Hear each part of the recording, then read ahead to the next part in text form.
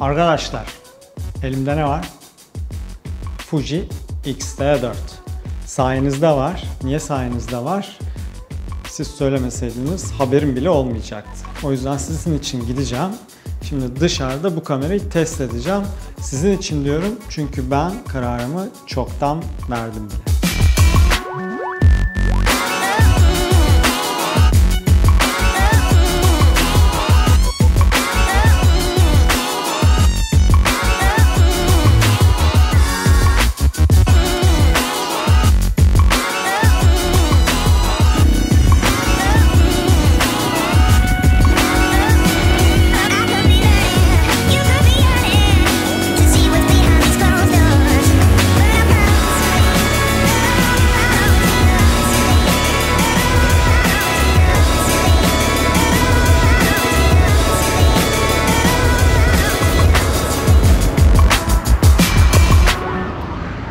X-T4. 2 hafta önce yaptığım canlı yayına kadar bu kameradan haberdar değildim. Sizin sorularınız sonrasında dedim ki ulan bu kadar adam bu kameradan bu kadar bahsediyorsa bir bok vardır dedim. Akşam oturdum biraz araştırma yaptım YouTube'da ve açıkçası çok şaşırdım. Sonra Fujifilm Türkiye'yi aradım. Demo makineleri olup olmadığını sordum. Sağ olsunlar bana bir demo kamera verdiler ama bu aslında benim kendi satın aldığım kamera. Demo kamera şu an çekimi yapan kamera.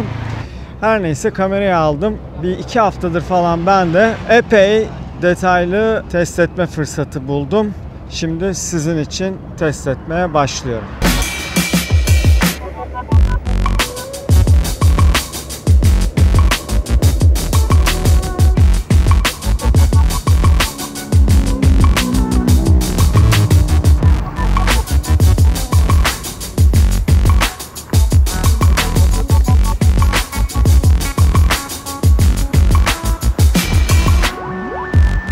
Şimdi bu kamera 10 bit bir kamera. Detaylara daha sonra geleceğim. Bunu sakın böyle RED'le falan kıyaslamayın. Çünkü biliyorsunuz RED 16 bit bir kamera. Ve araştırdığım kadarıyla... Ya of! Ve yani araştırdığım kadarıyla da bu form faktörde 10 bit kendi içine kaydedebilen başka bir kamera yok. Sony falan diyeceksiniz. Arkadaşlar Sony bugün itibariyle yani bundan 6 ay sonra durum değişirse bilemiyorum ama bugün içine 8 bit kaydediyor. Yani 10 bit kaydedebilen Sony'nin bir kamerası yok. 10 bit niye bu kadar önemli? Bir tane fotoğraf, video terimleri sözlüğü videom var. Ona bakın. Orada anlatıyorum 10 bitin neden önemli olduğunu. Şimdi benim buradaki derdim aslında şu, olayı pratikleştirmek. Yani hep bütün videolarımda da söylüyorum ya, bu koca koca ekipmanlardan, case'ler dolusu malzemelerden bir şekilde kurtulmak. İşte o zaman X-T4 burada devreye giriyor. Şimdi düşünsenize ben bu Galata Köprüsü'nde çekim yapıyorum ve buraya RED'le geldim. Zaten tek başıma gelemem. Muhtemelen yanımda Soner, Mert falan da olacak. Ve biz o RED'i burada çıkardığımız anda buradaki kameralardan görecekler ve zabıtalar buraya gelecek ve diyecek ki izniniz var mı? Ve çekemeyeceğiz. İşte o zaman X-T4 bu pratikliğiyle gerçek anlamda RED'imin yanına aynı kalitede çekim yapabileceğim bir kamera olarak devreye giriyor.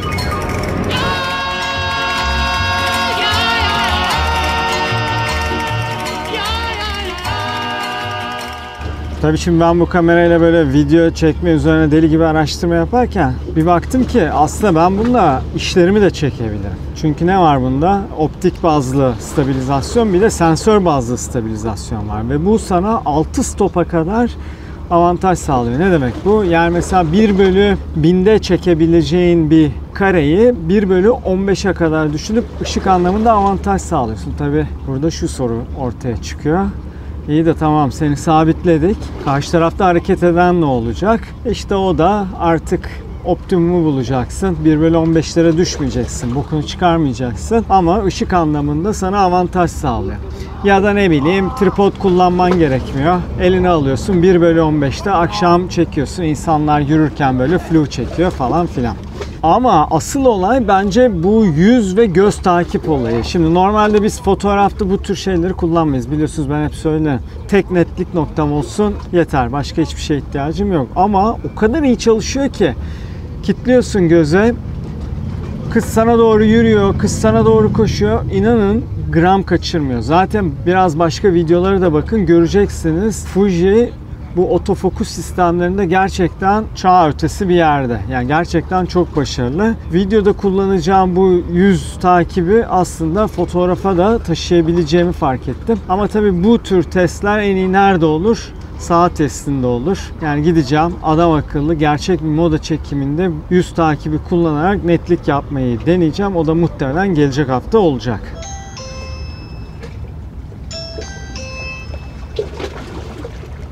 Benim kapı çalıyor ofisin.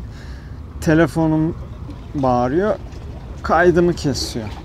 Ya teknik özelliklere girmeyeceğim. Yok 24 megapikselmiş de şu kadar shutter varmış, şu kadar diyafram varmış vesaire vesaire. Onlara girmeyeceğim. Zaten satın alacağınız zaman ya da isterseniz girersiniz web sitesinden bakarsınız. Böyle bir ton teknik özellik var. Ama ben bu ISO olayına değinmek istiyorum. ISO performansı olayına. Çünkü bizler için çok önemli oluyor. Yani seni ışık anlamında, ışık kurma anlamında inanılmaz rahatlatıyor. Şöyle söyleyeyim. Ben zaten Canon Mark IV'de 1600 ISO'ya kadar çıkıyor. Bununla yaptığım testlerde 6400 ISO'su benim Canon'un 800 ISO'su gibi bir gran yapısı var. Bu ne demek oluyor? Daha fazla tembellik demek oluyor. Yani ışık kullanımı gittikçe azalmaya başlıyor ki bu benim gerçekten ama gerçekten çok sevdiğim bir şey. Ne kadar az ışık o kadar iyi fotoğraf. Başka ne var sevdiğim? Bu tekerlekler var. Bu eski filmli kameralarda vardı. Buradan enstantaneyi ve ISO'yu ya da ASA'yı ayarlayabiliyorsunuz. Bunu ben çok seviyorum çünkü şu tür tekerlekler ne yaptığın belli değil. Çünkü yani kamerayı yukarıdan bakarak kullandığında burada görüyorsun enstantaneyi, ISO'nu neye ayarlamışsın. Bir de özellikle video çekerken şu kamerayı böyle tutup şuradan bunları çevirmek açıkçası çok daha iyi oluyor. Bilmediğin anlamadığın bir tekerleği çevirmektense açıkçası ben bu teker olayını çok sevdim. Bir de Allah için baktığınız zaman oldukça şık gözüken de bir kamera. Başka ne var? Arka arkaya çekebildiği ardışık kare sayısı. 15 kare çekebiliyor ki bu bayağı iddialı bir rakam. Şöyle göstereyim. Bildiğim makinalı tüfek.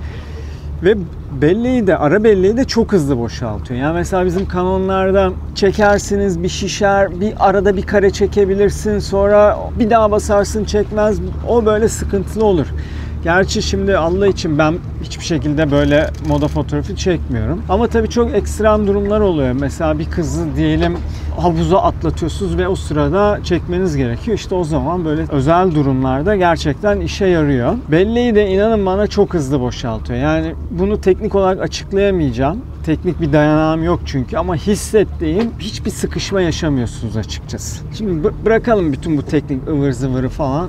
Benim bütün videolarımda üzerine basa basa söylediğim pratiklik ve küçüklük olayına gelelim. Şimdi bu kamera ne kadar referans vermek gerekirse M50'den bir tık daha büyük, Mark IV'den de küçük bir kamera. Şimdi bu tür kameraların güzelliği ne oluyor? Bir kere sete giderken inanılmaz rahatsın. Ufak bir kamera çantasına her bir şeyini sığdırabiliyorsun. Çünkü bunun üzerinde şu an 18-55 var. 2.8'e 4 bir lens. Kit lens diye geçiyor ama ben bunu kit lens kategorisine koymam. Çok başarılı bir lens. Demo için 16-55 2.8 sabit olan bir lens aldım. O mesela çok büyük bir lens. 600 gram kadar olan bir lens ve makineden daha ağır oluyor. Bu sefer de ergonomik olarak sizin dengenizi bozuyor. Bu süper bir kit. Yani şey diyebiliriz, hani ben hep Mark 4 ve 24'e 70'te çekiyorum ya. Ben de bu makineyi sadece bu lensle kullanırım.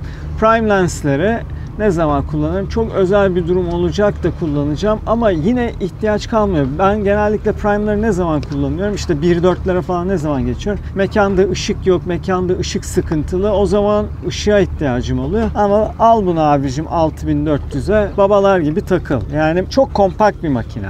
Video tarafına gelince oraya zaten ayrıca değineceğim ama yani bir RED kalitesine yakın şöyle bir kompakt kamera hayal etmek zordu ama şu an aslında elimde tutuyorum. Diğer bir taraftan bunun küçük olmasının diğer bir avantajı da hani iPhone'la ilgili bir videom vardı. Orada ne anlatmıştım? Canon'la çektiğimde modeller otomatikman poz vermeye başlıyor. Ama iPhone'la çekmeye başladığımda modeller rahatlamışlardı. Çünkü sanki bir arkadaşı onun fotoğrafını çekiyormuş gibi ya da selfie ile kendini çekiyormuş gibi bir hissiyata düşüyorlar. O zaman da fotoğrafları çok daha doğal ve çok daha rahat çekebiliyorsun.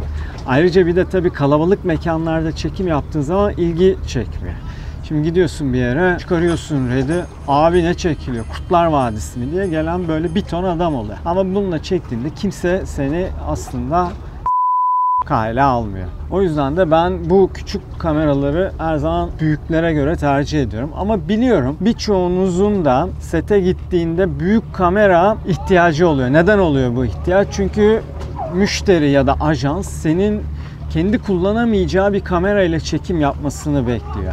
Ama bu aslında biraz sizin kendi kişisel özgüveninizle alakalı. Yani bunu yanlış anlamayın. Kimse bana hangi kamerayla, kaç megapikselle çektiğimi sormuyor. Herkes çektiğim işle ilgileniyor. Çektiğin iş iyiyse o zaman kameranın da bir önemi olmuyor. Bu güveni nasıl aşılayacaksın? Onu da işte fotoğraf çekimine başlamadan önce yaptığın toplantılarda işe olan hakimiyetini sen karşı tarafa aksettirebilirsen o zaman işte o güveni aşılamış olursun. O güveni aşıladığın zaman da kimse sana hangi kamerayla çektiğini sormaz. Hep ne diyorum? Sette sadece fotoğraf çekeceksiniz. Sette bu megapikselmiş, hangi lens kullanıyorsun falan, bu muhabbetler boş muhabbetler.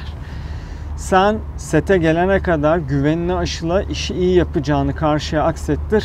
Ondan sonra da neyle çekiyorsan çek. İstiyorsan telefonla çek, istiyorsan Fuji ile çek, istiyorsan da orta formatla çek. Ondan sonrası sana kalıyor. Hadi biraz şimdi videodan bahsedelim ama onun için başka bir yere gidelim. Let me take the time. I know you like when I describe it. I've been lying to myself, truth I wanna hide it. Fall in love in 7 days a week and won't describe it. I've been trying many things, but nothing comes as close as flying in the same plane as you. Fuck it, we can make it getaway only for two. I know you really fond of breaking backwards and breaking roads cool. Got a couple things I think that I could really get used to. You threw it through the saying that you leaving the bruise too. Fuck it, I'm equivalent to something you ain't never seen. Your life ain't the same, so why you pressure me? I'd rather be the only one getting these feelings. I've been running so low. Yeah, all by myself, probably would call out for help if I really need it. I can't really say I hope you see me. Truthfully, I'm fighting feelings, I don't think I need it. You need this, probably more than anybody else. Got my head floating in the clouds, like I ain't touching down till I see we good. Yeah, cause I don't really wanna feel the Lord, done it all before, so you want it up more than anybody else. Got my head floating in the clouds, like I ain't touching down till I see we good. Yeah, cause I don't really wanna feel the Lord, done it all before, still you want it now. Evet, küçük bir İstanbul gezisinden sonra Ayasofya'da video bölümünü çekmeye karar verdim. Bu sırada buralar inanılmaz boş arkadaşlar. Tam gezilecek vakit. Fırsat bu fırsat. Her neyse, şimdi teknik özelliklerinden kısaca bahsetmek gerekirse kamera, yani fotoğraf makinemiz 4K DCI çekebiliyor. Bu ne demek? 4096'ya 2160 piksel. 60 frame per second'a kadar çıkabiliyor. 420 ve 10 bit kaydediyor. H265 kaydediyor ve 400 MB bölü saniyeye kadar da çıkabiliyor. Eğer harici çıkışını kullanarak harici bir kayıtçı kullanırsanız da 422 kaydedebiliyorsunuz. Ama bana sorarsanız gerekli mi? Çok da gerekli değil. Çünkü yani kompakt bir makinenin üzerine, bu kadar pratik bir makinenin üzerine makine büyüklüğünde bir harici kayıtçı takıp 422 kaydedeceğim diye ondan bence ödün vermek çok da mantıklı bir durum değil açıkçası. Stabilizasyonu çok iyi. IBIS ve OIS diye iki teknoloji kullanıyor. IBIS kamera içi stabilizasyon. Sensörün üzerinde 5 aks sabitleyici var. Aynı zamanda da optik bazlı stabilizasyon yapıyor. O da yetmezse dijital olarak, yani elektronik stabilizasyon yapıyor. IBIS'in bir de boost modu var. O artık iyice bokunu çıkarmak isteyen arkadaşlar için harika bir çözüm. Ama bana sorarsanız bu kadar stabilizasyon işin biraz ruhunu kaybediyor. Birazcık mekanikleştiriyor. İstiyorsanız gelin şimdi bir stabilizasyon olayına bir bakalım. Hı?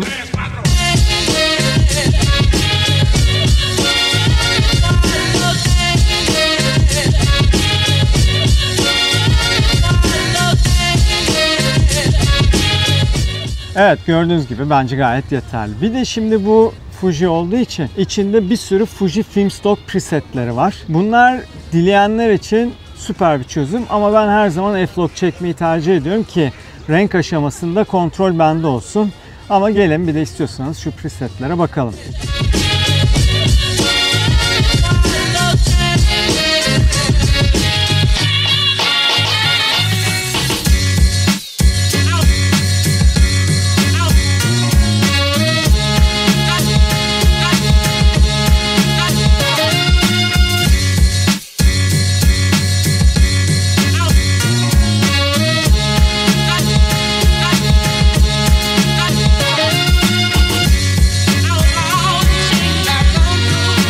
Şimdi bu F-Log'da şu olaya dikkat etmeniz gerekiyor. Bu kameranın native ISO'su, yani sensörün ISO'su 640. O yüzden de 640'ın altına inemiyorsunuz F-Log çektiğiniz zaman. O yüzden mutlaka yanınızda bir ND'nizin olması gerekiyor. Tercihen bir Variable ND olmasında fayda var ama tabii variable ND'ler normal ND'ler kadar faydalı değil. O yüzden yanınızda şöyle bir 3 stop 6 stop ND taşımak gerekiyor. Bu F-Log nedir? Mesela Canon tarafında C-Log var, Sony tarafında da S-Log var. Ama bu tabii dinamik aralığı alma anlamında her ne kadar size avantaj sağlıyor olsa da bir de bunun tabii ne kadar renk olarak kaydedildiği de çok önemli. Yani demek istediğim şey şu. Gidip Sony günün sonunda 8 bit kaydettiği zaman çok da bir anlamı olmuyor. Çünkü o renk derinliğini yakalayamadığı için siz renkleri zorlamaya başladığınızda şu sözlük videomda anlattığım yırtılmalar oluyor. Şimdi o yüzden de 10 bit çok önemli oluyor. 10 bit bu boyda, bu form faktörde bir kamera olduğu zaman da geriye ne kalıyor? Hemen satın almak kalıyor. Neden önemsiyorum bunu bu kadar? Çünkü Red'in yanına alternatif bir kamera arayışım var.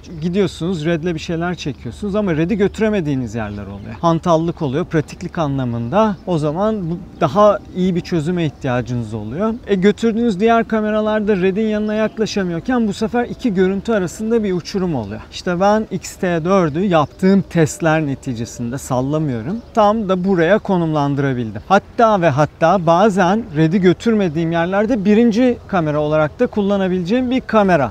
Ama her zaman söylediğim lafa geri dönüyorum. Neyle çektiğin değil, ne çektiğin çok önemli. O yüzden de yani bu kameraların bu kadar teknik özelliklerine dalıp kendinizi kaybetmeyin. Siz temelde ihtiyaçlarınızı görebilecek bir kamera edinin ve içeriğinize odaklanın. Dinamik aralığı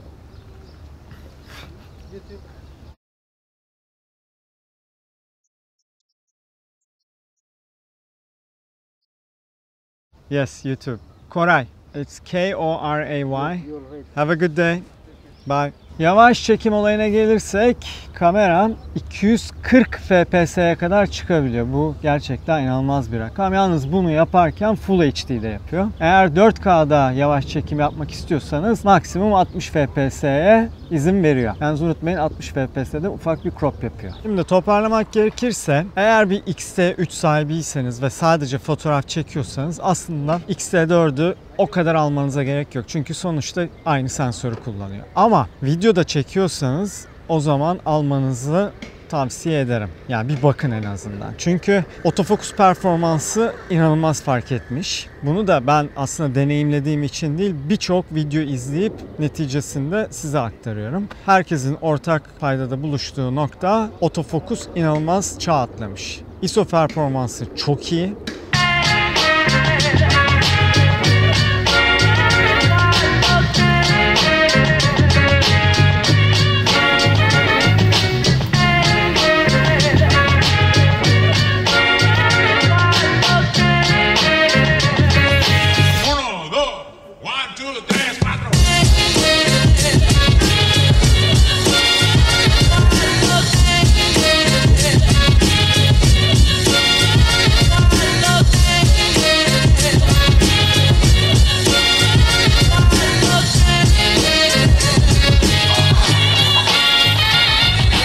Eğer X-T3 sahibiyseniz yani bir düşünmenizde fayda var. Yok başka kamera kullanıyorsanız bence hiç düşünmeyin, yapıştırın. Bir kere fiyatı çok uygun. Peki kötü yanları var mı? Vallahi yok gibi bir şey. Ama şunu söyleyeyim, illa kötü bir şey söylemem gerekiyorsa. Bu iOS tarafındaki yazılımı var bunun. Neydi? Cam Remote mu? Fuji Cam Remote mu? Ne? Öyle bir yazılımı var. O biraz verimsiz çalışıyor. Yani video modundayken böyle bir 1 FPS gibi gösteriyor. Yani inanılmaz bir gecikme var. Fotoğraf tarafında da bu jeneriğin başında kendimi dönerek gösterdiğim bir şey vardı. Görüyor musunuz? Böyle dönüyordum. O videoları mesela ben sandalyeye oturdum. Dönerek çekmek istedim ama elime aldım telefonu. Basıyorum. Bir kare çekiyor sonra donuyor. Bilmiyorum. Belki yazılımsaldır. Belki ben bu videoyu yaptıktan 2 hafta sonra bunları düzeltirler. Ama illa kötü bir şey söylemem gerekiyorsa durum bu. Bir de bir şey daha var. LCD'si çok iyi fakat mesela çok aydınlık havada, özellikle şu anki aydınlık havada sınırlarını göremiyorum. Yani bir kutu içerisine koyuyor ve onun içerisine histogramı gösteriyor. O histogramın limitleri nerede onu bir türlü algılayamıyorum. Belki onu bir firmware update ile düzeltirler. Evet, video kısmı da bu kadar. Şimdi asıl test, gerçek saha testi gelecek hafta pazartesi günü El Dergisi için pandemi sonrası ilk çekimimi yapacağım. Ve bu makineyi kullanacağım. Yani fotoğrafları bu makineyle çekeceğim. Belki video çekerim çekmem. Şu an tam net değilim o konuda. Vakitle alakalı bir durumum var. Asıl testi orada göreceksiniz. Nasıl göreceksiniz? Çünkü dergi basılacak. Elinize alıp bakacaksınız. Diğer fotoğraflarla da kıyaslama şansınız olacak. Aynı iPhone videomda anlattığım gibi. Bakın bakalım. Şöyle yapacağım. Hem RAW hem JPEG çekeceğim. JPEG'i içindeki presetleri kullanarak çekeceğim. Çünkü aslında RAW'dan da biraz kurtulmak istiyorum. Çünkü fotoğrafı çekme kısmı kolay. Sonra bilgisayar başına gidiyorsunuz. Saatler süren bir renk çalışması oluyor. Rötuş süreci oluyor. Onu da minimize etmek istiyorum. Yani iyice tembelleşmek istiyorum. O yüzden de bu JPEG'leri deneyeceğim. Aslında o kadar şaşırmayın çünkü biz eskiden film çektiğimiz zaman zaten RAW diye bir şey yoktu. Yani film banyo ediliyordu. Ondan sonra rötuşa giriyordu. Rengi banyoyu yaparken ve film stoğumuzu seçerken aslında yapmış oluyorduk. Şimdi bir nevi o eski usullere geri döneceğim. Ama endişelenmeyin çünkü ben eşeği sağlam kazığa bağlamadan adım bile atmam. Yani 3 aşağı 5 yukarı sonuçların nasıl olacağını şimdi biliyorum. Ama yine de bir test etmek lazım. Evet. Videoyu kapamadan önce ufak bir not düşeceğim. Sakın yorumlara vay Koray Baba Fujifilm'den paralar yatmış demeyin. Tamamen kendi hür irademle bu videoyu çektim. Neden çektim? Çünkü çok heyecanlandım. Bir de siz bana bu kamerayı öğrettiniz. Ben de size kendi deneyimlerimi sunmak istedim. Gerçekten kesinlikle en ufak bir para dahi almadım. Aradım, rica ettim. Bir demo kamera verdiler. Zaten 3. gününde de gittim kendi kameramı aldım. O paralar yatmış diyen sevgili kendini akıllı zanneden arkadaşlar için bu açıklamayı borç bilirim. Neyse, videoyu kapatıyoruz. Arkadaşlar Discord aktif. Aşağıda davet kodu var. Davet linki var. Kendinize iyi bakın.